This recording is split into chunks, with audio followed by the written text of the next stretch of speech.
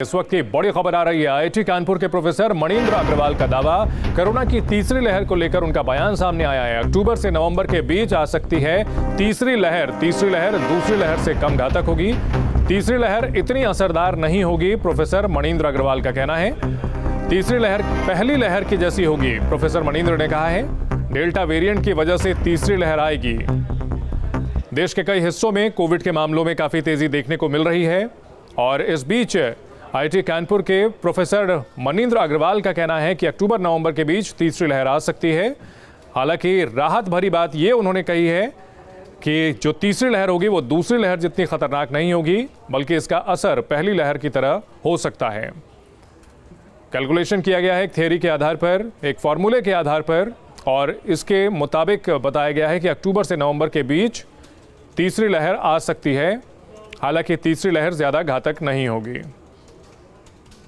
तीसरी लहर के आकलन के लिए हमने पिछले एक महीने में काफ़ी कैलकुलेशंस करी हैं अपने मॉडल के द्वारा, और उसमें ये निकल के आया कि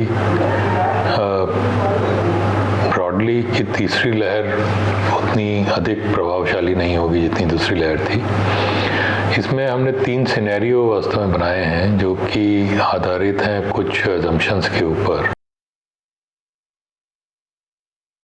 यदि हम मान के चलते हैं कि कोई नया म्यूटेंट अगस्त के अंत तक आ जाता है जो कि डेल्टा वेरिएंट से भी कहीं ज़्यादा तेज़ी से फैलने वाला है, तो तीसरी लहर जो आएगी वो अक्टूबर नवंबर के समय में और लगभग पहली लहर के बराबर होगी। और यदि इस प्रकार का म्यूटेंट नहीं आता है तो तीसरी लहर जो है वो उसकी आधी भी नहीं रहेगी। संवाददाता अमित हमारे साथ कानपुर से जुड़ गए हैं। अमित, 2 बातें, एक तो उन्होंने तीसरी लहर आने की आशंका जताई है और एक तरफ चेतावनी दी है, और दूसरी तरफ राहत की बात भी ये कही है कि तीसरी लहर दूसरी लहर जितनी खतरनाक नहीं होगी।